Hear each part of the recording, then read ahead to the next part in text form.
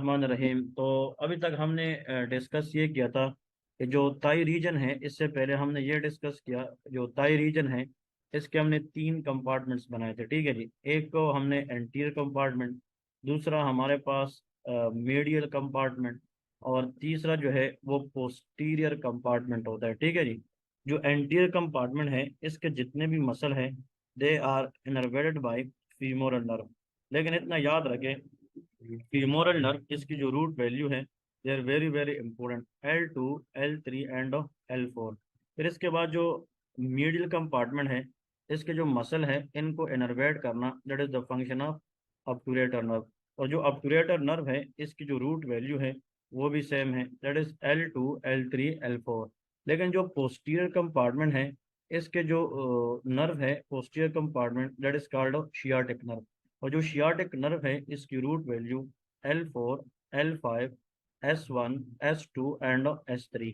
तो मतलब ये आप लोगों ने याद रखना है। इनमें से एक क्वेश्चन आता है, sciatic nerve is the longest nerve of the whole lower limb. तो जो लोअर लिम्ब है उसका जो लॉन्गेस्ट नर्व है that is called sciatic nerve. ठीक है जी। और इसमें आप लोगों ने याद रखना है द मोस्ट इम्पोर्टेंट, इसमें L4 से स्टार्ट होता है और S3 तक जाता है। थोड़ा सा इसको गौर से देखते हैं, वेरी वेरी इंपॉर्टेंट। अगर ये L4 है और ये L5 है, ये S1 S2 एंड S3, मैं शियाटिक नर्व पे थोड़ी सी बात करने लगा हूँ। तो देखे यहाँ पे एक रूट नर्व यहाँ से निकलती है, एक यहाँ से निकलती है, एक यहाँ से निकलती है, और ये साथ में मिलते हैं। एक यहाँ से निकलती है और एक यहाँ से निकलती है। अब ये जो है ये सारे के जब मिल जाए तो उसके अंदर कंट्रीब्यूशन कहाँ से है, L4 से लेके S3 तक है। अब ऐसा नर्व जो L4 से लेके S3 तक हो इसको हम कहते हैं टीबियल नर्व। कौन सी? Tibial nerve. अब आप लोग कंफ्यूज हो गए किसको हमने शियाटिक नर्व का नाम दिया है, लेकिन उसकी तरफ आ रहे। फिर यहाँ पे देखें, एक नर्व यहाँ से निकली है, दैट इज कॉल्ड L4 एक L5, और ये इस तरह मिलते हैं, एक S1 और एक S2 से निकली है। अब ये जो रेड वाला है इसके अंदर S3 नहीं है। ये वाला जो नर्व है इसको हम कहते हैं कॉमन पेरूनियल नर्व। कौन सी? Common पेरूनियल nerve. अब ये जो कॉमन पेरूनियल नर्व है इसका दूसरा नाम है कॉमन फेबुलर नर्व। इसकी रूट वैल्यू ये L4 से स्टार्ट होती है और ये S2 तक जाती है, लेकिन इसमें S3 नहीं होता। अब ये जो टीबियल नर्व है जो L4 से S3 तक है और जो कॉमन पेरूनियल नर्व है, इन दोनों को अगर हम कंबाइन करें, इन दोनों नर्व की कम्बिनेशन को हम क्या कहते हैं? शियाटिक नर्व कहते हैं। तो इसलिए कहते हैं sciatic nerve is the thickest and longest nerve of the lower limb. और जो शियाटिक नर्व है ये दो नर्व की कम्बिनेशन से बनती है। जो शियाटिक नर्व है आप लोग याद रखें, इसके एक टीबियल पार्ट होता है और एक कॉमन पेरूनियल पार्ट। और ये जो कॉमन पेरूनियल है ये नेक ऑफ द फिबुला पे जाकर डिवाइड होगी दो में, superficial peroneal nerve and deep peroneal nerve में ये डिवाइड होती है। तो चले चलते हैं, शियाटिक नर्व L4 से लेके S3 तक है। इसकी जो मोटर सप्लाई है back side of the muscles present on the thigh like semimembranosus, semitendinosus, biceps femoris and adductor magnus। इन सब को इकट्ठा, जो मसल मैंने अभी बताया है जो back side of the thigh में है, इन सब को इकट्ठा हैमस्ट्रिंग मसल्स कहते हैं। कौन से? Hamstring muscle. तो back side of the thigh जो हैमस्ट्रिंग मसल है इनको इनर्वेट करना, that is the main function of the sciatic nerve. अब ये शियाटिक नर्व किन किन कंडीशन के अंदर डैमेज होती है? Herniated disc, posterior hip dislocation and piriformis syndrome। कहते हैं जो शियाटिक नर्व है that will be split into common peroneal and tibial, क्योंकि ये टीबियल और कॉमन पेरूनियल से बना है। तो जो कॉमन पेरूनियल है ये फिर मजीद दो में डिवाइड होगी, एक सुपरफिशियल पेरूनियल और एक डीप पेरूनियल। अब ये हम डिस्कस करेंगे वन बाय वन, तो आप लोग को इसके बारे में सही तरीके से मजीद चीज़ें समझ आ जाएगी। अब शियाटिक नर्व जब स्प्लिट होती है कॉमन पेरूनियल नर्व, तो देखिए कॉमन पेरिनियल मैंने बताया था L4 से लेके S2 तक है, इसमें S3 कंपोनेंट नहीं है। और जो टीबियल है ये L4 से लेके S3। कॉमन पेरूनियल और टीबियल को कंबाइन करके क्या कहा जाता है? Sciatic nerve. और जो कॉमन पेरूनियल है इसका दूसरा नाम है फिबुलर नर्व। इसको हम क्या कहते हैं? फिबुलर नर्व कहते हैं। अब देखें, common peroneal will divide at the neck of the fibula into two, superficial peroneal and deep peroneal। जो superficial peroneal है इसकी sensory supply dorsum of the foot except web space between hallux and second digit। hallux के मुराद ये है great to, मतलब जो बड़ी उंगली है टोस के अंदर, दैट इज कॉल्ड हेलोक्स। जिस तरह तम को हम पोलिसिस कहते हैं, तो ग्रेट टो को हेलक्स कहते हैं। कहते हैं जो डार्सम पार्ट है हमारी फुट की जो बैक साइड है उनको सप्लाई करता है सेंसरी सुपरफिशियल पेरूनियल एक्सेप्ट जो वेब स्पेस है टो के दरमियान space between third and great digit, ठीक है, वो हम डिस्कस करेंगे। वो डीप पेरूनियल नर्व से सप्लाई होगी, ठीक है जी। अब देखें, मतलब all the web spaces between the toe, इसकी सेंसरी सप्लाई सुपरफिशियल के पास है except web space between hallux and second digit. तो हेलुक्स एंड सेकंड डिजिट के दरमियान सेंसरी सप्लाई के लिए डीप पेरूनियल नर्व होती है, very very important. Number two, इसकी motor supply peroneus longus and brevis है, और ये टीबीएलएस एंटीरियर को सप्लाई करती है। और टीबीएलएस एंटीरियर का काम यह है, it help in the Dorsey flexion of the foot. ये किस में काम करती है? Dorsi flexion. यार अगर ये फुट है ना, दिस इज आवर फुट, ये फुट है, और ये टोज है, ये क्या है? टोज। अगर आप फुट को जमीन से उठाते हैं ऊपर, दैट इज डॉर्सी फ्लेक्शन। अगर आप फुट को जमीन की तरफ ले जाते हैं, इसको प्लांटर फ्लेक्शन कहते हैं। तो anterius anterior help in the Dorsey flexion. अब देखें, कॉमन फिबुलर या कॉमन पेरोनियल नर्व की डैमेज चांसेस कहाँ पे होती है? ट्रोमा और compressing of lateral aspect of the leg, but the most common cause of common fibular या common peroneal nerve damage, that is called fibular neck fracture. And I told you कि जो नेक of the fibula है, इसके ऊपर जो common peroneal है ये दो में डिवाइड होती है, superficial peroneal and deep peroneal. अब देखिए, इसमें बहुत इंपॉर्टेंट बात है कि जो पीईडी, पीईडी का मतलब जो पेरोनियल नर्व है, it help in the eversion of the foot and dorsi flexion. इसका मतलब यह है कि डॉर्सी फ्लेक्शन के फुट को उठाना, अगर डॉर्सी फ्लेक्शन ना हो तो फुट तो नीचे जाएगी, and that condition is called foot drop. Very very important one, कि फुट ड्रॉप क्या है? इट इज द इनवर्टेड, क्योंकि ई वर्जन नहीं होगी तो इनवर्जन, एंड डॉर्सी फ्लेक्शन नहीं होगी, and dorsi flexion there will be plantar flexion. इसका मतलब यह है कि जब फुट ड्रॉप है तो पेशेंट की जो चलना है उसकी जो गेट है वो खराब होगी, and that is called steppage gait. So the way the patient walk, that is called gait. जिस तरह हम मुख्तलिफ गेट पढ़ते हैं, मतलब गेट के बारे में हम न्यूरोलॉजी के अंदर गेट पे एक लेक्चर लेंगे, लेकिन जिस तरह इंसान की चाल चलने की अंदाज है उसको हम गेट कहते हैं। और गेट के अंदर आप लोगों ने याद रखना है कि gait, the most common abnormal gait in the foot drop, that is steppage grade, उसको क्या कहते हैं? स्टीपेज। और ये किसके अंदर होता है? Foot drop. तो फुट ड्रॉप में which of the following nerve is damage? Common fibular nerve. लेकिन अगर कॉमन फिबुलर नर्व के अंदर फिर ये पूछा जाए कि सुपरफिशियल है या डीप है, तो answer will be deep peroneal nerve damage. जिस तरह हमने अपर लिम्ब के अंदर कहा था कि रिस्ट ड्रॉप, एक क्या था? रिस्ट ड्रॉप, तो वो रेडियल नर्व इंजरी है। इसी तरह जो फुट ड्रॉप है वो कॉमन पेरोनियल नर्व इंजरी है, और most commonly deep peroneal nerve. इसके बाद है tibial, that is L4 to S1। ये क्या करता है? सोल ऑफ द फुट को ये सप्लाई करता है बैक साइड को, और वो फ्रंट डार्सम को सप्लाई करता था।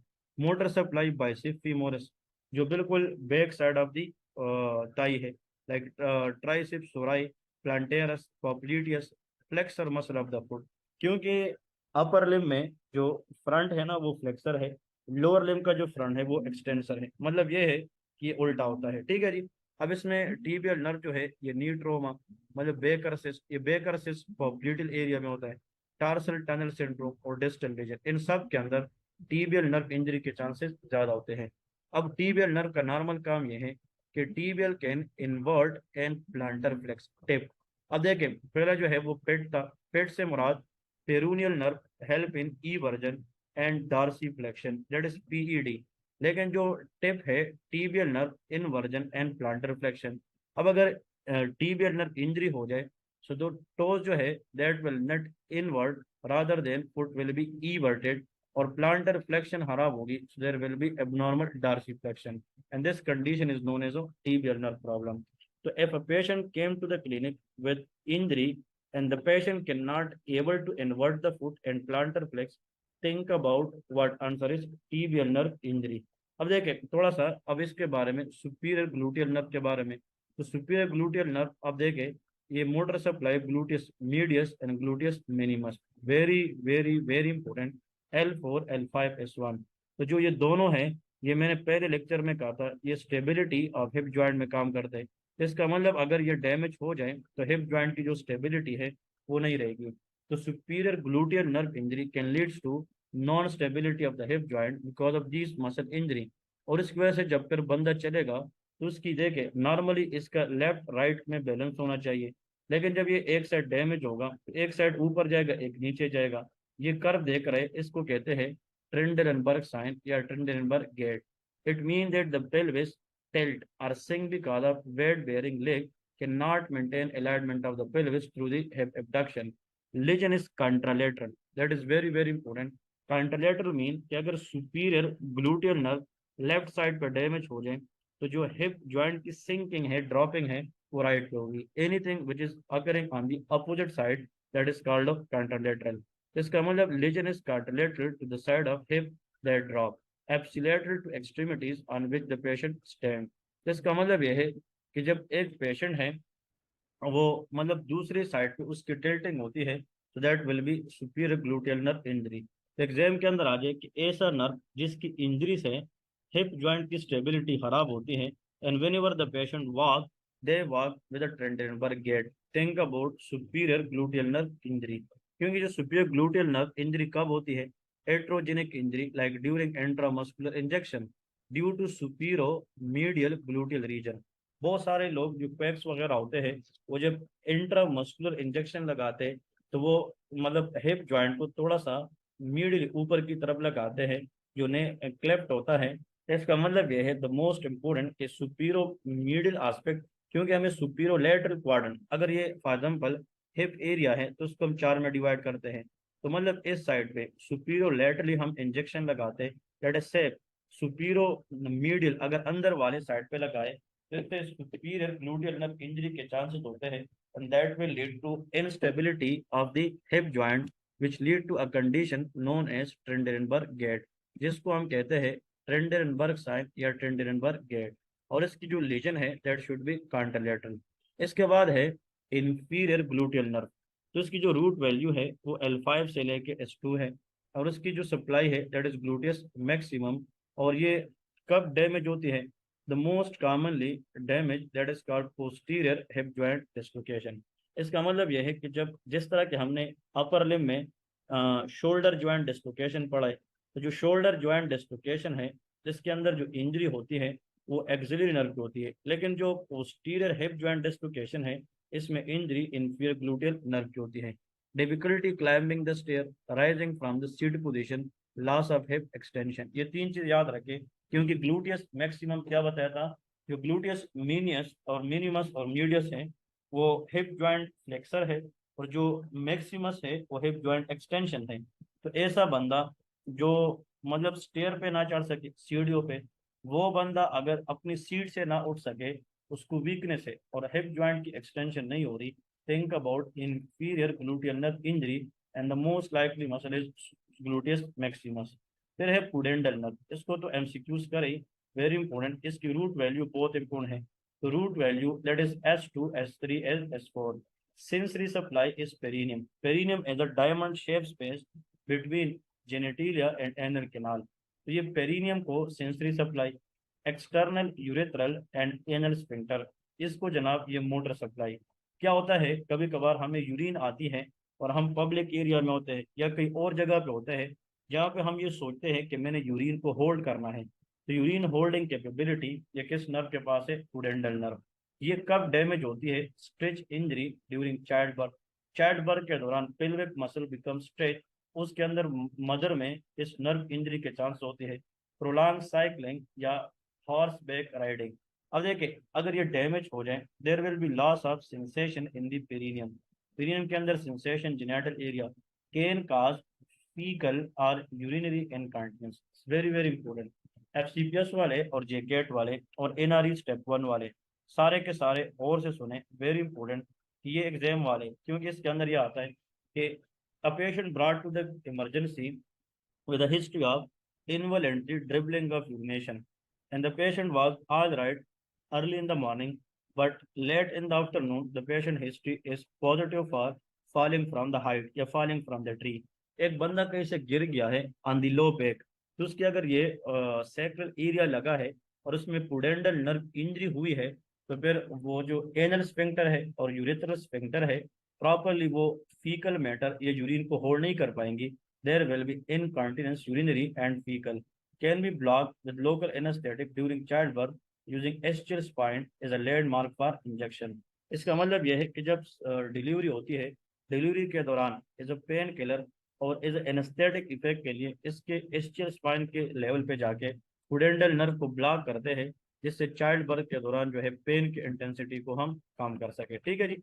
इसके बाद नेक्स्ट पॉइंट आप लोग को बताता चलो, that is called ankle sprain. Ankle sprain क्या है? ये एंकल ज्वाइंट है। एंकल ज्वाइंट के अंदर जो बोन्स होते हैं दे आर कॉल्ड टार्सल्स। वो क्या है? टार्सल। इसके बाद हर फिंगर को, हर टोस को जो बोन गए हैं मेटाटार्सल एंड देन फेरेंजिस। यहाँ पे टार्सल 7 होते हैं, अपर लिम्ब में कार्पल 8 होते हैं। इनकी जो एक की कमी है वो नी ज्वाइंट के अंदर पटेला वो पूरी करती है। फिर ये सेम 5 होते हैं और ये 14 होते हैं, एग्जैक्टली लाइक अपर लिम्ब। अब जो टार्सल बोन है इसके अंदर जो आते हैं, फॉर एग्जाम्पल मुख्तलिफ बोन्स आते हैं। नंबर 1 क्यूबाइट, फिर टेलस होता है, कैलकेनियम। कैलकेनियम जो है वो फिर 3 तरह के मीडियल क्यूनिफॉर्म, मतलब फिर ये जो इसके अंदर फॉर एग्जाम्पल मुख्तलिफ हमारे पास 7 किस्म के बोन, लाइक नेविकुलर बोन होता है, क्यूनिफॉर्म बोन होता है। ठीक है जी। ये मुख्तलिफ हमारे पास क्या है? That is the tarsal bone. तो इसमें आप लोग देखें, the circus need more little interesting cats. ये याद रखें। दो mean talus, that is called what? Talus के बाद cuboid, that is navicular, middle cuneiform, lateral cuneiform, inter middle cuneiform and another is calcaneus. तो ये 7 किस्म के बोन्स होते हैं जो टार्सल के अंदर हैं। अब देखिए, anterior talofibular ligament, the ligament which is between the talus and fibula, that is called talofibular ligament. अब ये दो है, एक एंटीरियर है और एक पोस्टीरियर है। तो ये वाला जो एंटीरियर टेलोफिबुलर लिगामेंट है ये वाला, इसकी स्प्रेन या इंजरी के chances most common ankle sprain वर्लार, classified as a low ankle sprain due to poor inversion या supination of foot, always tear first. तो ऑलवेज टीयर फर्स्ट के अंदर A for anterior, T for talo और F for fibular. तो always tear first में anterior talofibular ligament injury. फिर anterior inferior tibiofibular ligament, most common high ankle sprain. तो low ankle sprain में the most common involve ligament in the ankle joint anterior talofibular ligament है, और जो high ankle sprain है उसमें anterior inferior tibiofibular ligament होता है। ठीक है जी। लेकिन इसने याद रखें, the most common which is involve in the ankle sprain that is anterior talofibular ligaments. इसके बाद है like signs of lumbosacral radiculopathy. मतलब ये है कि लंबोसेकल, लंबर और सेकल एरिया, इसमें अगर कोई इंजरी आ जाए तो what will be the sign? Paraesthesia and weakness related to specific lumbosacral spine.